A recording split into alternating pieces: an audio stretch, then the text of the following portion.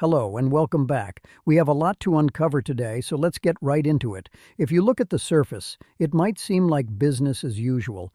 Donald Trump is spending the holiday weekend at Mar-a-Lago, hitting the golf course. But if you look just a little closer, specifically at the flurry of statements coming from his social media accounts and the legislative maneuvers happening in Washington, you see a very different picture. We are witnessing a collision between the executive branch and the legislative branch that is as intense as anything we have seen in modern American history. We need to talk about the airspace over Venezuela, the tragic shooting of National Guard members in Washington, and, most importantly, a stunning rebuke from Congress that suggests Donald Trump's grip on his own party is beginning to fracture. Let's start with the immediate situation abroad. Just yesterday morning, the White House declared that the airspace above Venezuela is now closed. The stated reason is a campaign to disrupt drug cartels. The administration frames this as a necessary step in the war on drugs, a move to cut off supply lines and secure the hemisphere. However, the reaction from Venezuela was immediate. They are calling this an act of illegal and unjustified aggression. This isn't happening in a vacuum. While tensions flare in South America, the situation on the home front has taken a dark turn. Following the tragic shooting of two National Guard members in Washington, where the suspect has been identified as an Afghan national, Donald Trump has signaled a massive escalation in his anti-immigration agenda. He is now threatening a host of severe new measures, including a total halt on asylum decisions and a pause on migration. But here is where the story shifts from policy to political survival. While Donald Trump is projecting strength and aggression outward, toward Venezuela and toward the border, his political foundation in Washington is shaking. Congress has just delivered one of the most stinging rebukes of his time in office. To understand the gravity of this, we have to look at the War Powers Resolution. This is a mechanism that Congress uses to assert its constitutional authority.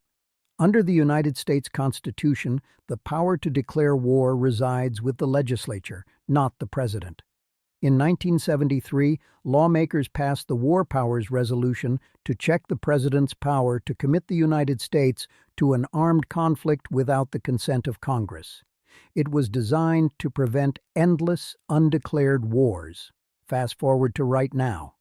The Senate advanced a bipartisan War Powers Resolution specifically designed to block Donald Trump from using military force in Venezuela without their explicit approval. Now, usually, in today's hyper-partisan environment, you expect votes to follow party lines. Democrats vote one way, Republicans vote the other. But that is not what happened here. 5 Republicans crossed the aisle. They joined every single Democrat to vote against the position of their own party's leader. When you see 5 senators break ranks on a matter of national security and war, that is not standard partisan politics. That is a signal. That is members of Donald Trump's own coalition saying, "Enough. You have gone too far." And how did Donald Trump respond to this assertion of constitutional authority? He did not hold a press conference to explain his legal reasoning. He did not invite these senators to the White House for a debate. Instead, he took to social media with rage. He screamed that these senators should be ashamed. He declared that they should never be elected to office again. He accused them of weakening America and hampering national security. We need to pause and analyze that reaction. He is attacking his own allies because they exercised their right to check his power. This is not the behavior of a leader who feels secure in his standing. This is the reaction of someone who feels the walls closing in and is lashing out at the nearest target. To really understand why this Senate vote matters, we have to look at the numbers and the context. The vote on January 8th was 52 to 47. The White House immediately signaled a veto, and because the vote didn't reach the 2/3 supermajority needed to override a veto, the resolution itself might not become law. But if you focus only on whether it becomes law, you miss the point. The point is the message. A bipartisan majority of the United States Senate looked at the unauthorized strikes, the capture of Maduro, and the announcement that America would essentially run Venezuela for years, and they said, no, this is not acceptable.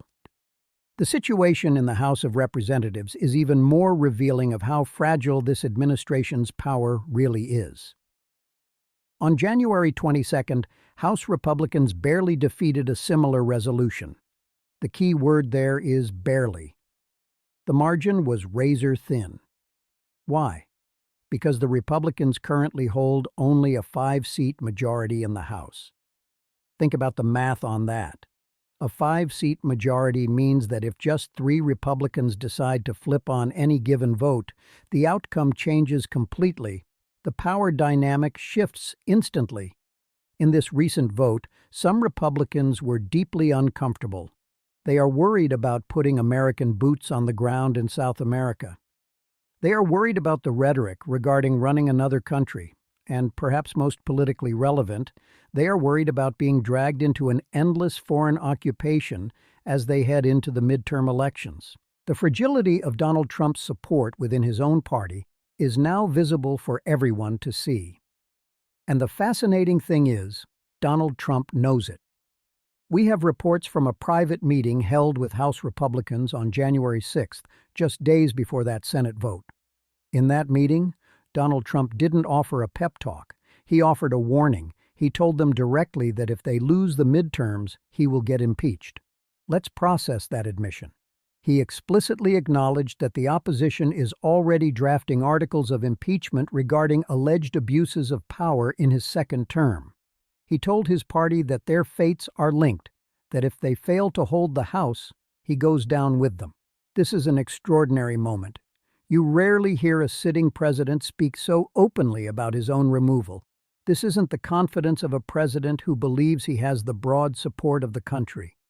This is the anxiety of someone who sees a potential end approaching and is desperately trying to hold on to power.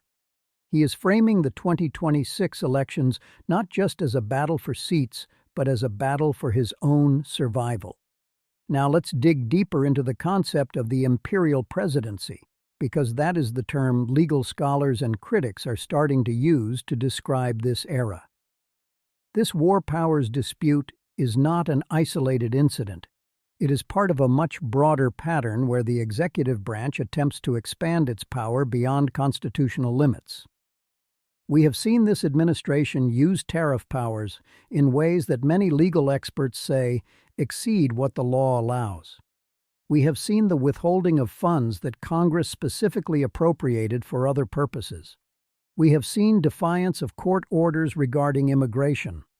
And now we see the public musing about canceling elections or serving a third term. When you take each of these actions individually, they are concerning.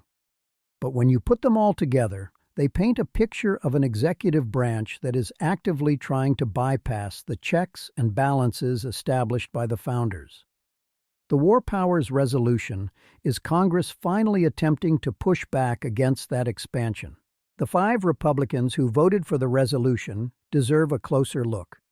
These aren't just the usual dissenters or moderates from blue states. Senator Rand Paul, for example, has long been skeptical of executive war powers, so his vote was expected. But the others? Some of these are senators who have largely supported Donald Trump in the past. They looked at the Venezuela situation and concluded that the line had been crossed. They did this knowing full well that they would be subjected to vicious attacks from their own party leader. And the attacks came.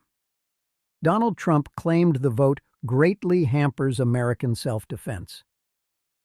But notice what he didn't do. He didn't engage with the substance. He didn't explain why his actions were constitutional. He just attacked the people who dared to disagree. This brings us to the strategy of intimidation. For a long time, the coalition protecting Donald Trump has been held together by 2 things: fear and loyalty.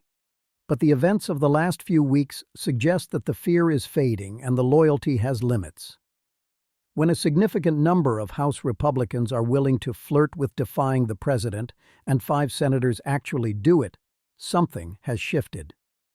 The danger for the administration is that intimidation usually works in the short term, but it breeds resentment in the long term. Every time Donald Trump attacks a member of his own party, he makes it easier for the next person to break ranks. The attacks become normalized. If everyone is shameful and weak, then the words lose their sting. This sets up the 2026 midterms as perhaps the most decisive non-presidential election in our lifetimes. Donald Trump has raised the stakes himself. By admitting that losing the midterms means impeachment, he has turned the election into a national referendum on his accountability. Every Republican candidate running for office will be asked, "Do you support impeaching the president?" Every Democratic candidate will run on the promise of holding him accountable.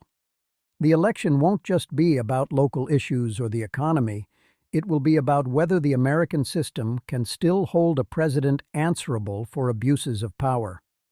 There are 6 major implications we need to watch as we move forward. First, the precedent has been set. Congress has shown it is willing to challenge the commander-in-chief on military operations while they are ongoing. That is rare. The deference usually given to presidents on military matters has broken down because the actions in Venezuela were viewed as so egregious. Second, the razor-thin majority in the House means we are 1 or 2 resignations or special elections away from a total power shift. Donald Trump is operating with almost no margin for error. Third, the imperial presidency narrative is cementing itself. This isn't just political rhetoric anymore. It is the central conflict of his second term. Fourth, we have to watch how Donald Trump responds to this continued pressure. His historical pattern suggests that when he feels cornered, he escalates. He doesn't retreat, he doubles down. If the poll numbers slide and the dissent grows, we should expect more aggressive moves, perhaps accelerating the Venezuela operation, or picking new fights with allies, or making more extreme statements about staying in power. Fifth, the admission about impeachment changes the political calculation for everyone. It validates the opposition's case. He isn't calling it fake news anymore. He is calling it a very real threat that requires a political victory to suppress. And finally, the 6th point is the timeline. We are heading toward a collision course in November 2026. If Republicans hold Congress, the impeachment resolutions likely stay on the shelf and the expansion of executive power continues. If the opposition wins, the dynamic changes instantly. The remainder of the term becomes a defensive battle against removal proceedings. So here is the bottom line. Congress is finally turning up the heat. The Senate has advanced a resolution to restrict military authority. The House is teetering on the edge of a similar rebuke. Donald Trump is responding with rage, panic, and threats against his own party members. The cracks in the unity are visible. The constraints are tightening.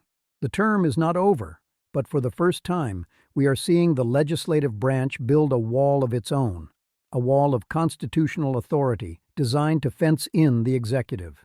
We will continue to follow the money, the votes, and the maneuvers in Washington as this develops. The battle over war powers in Venezuela is about much more than foreign policy. It is about who holds the ultimate power in the American government. Thank you for watching.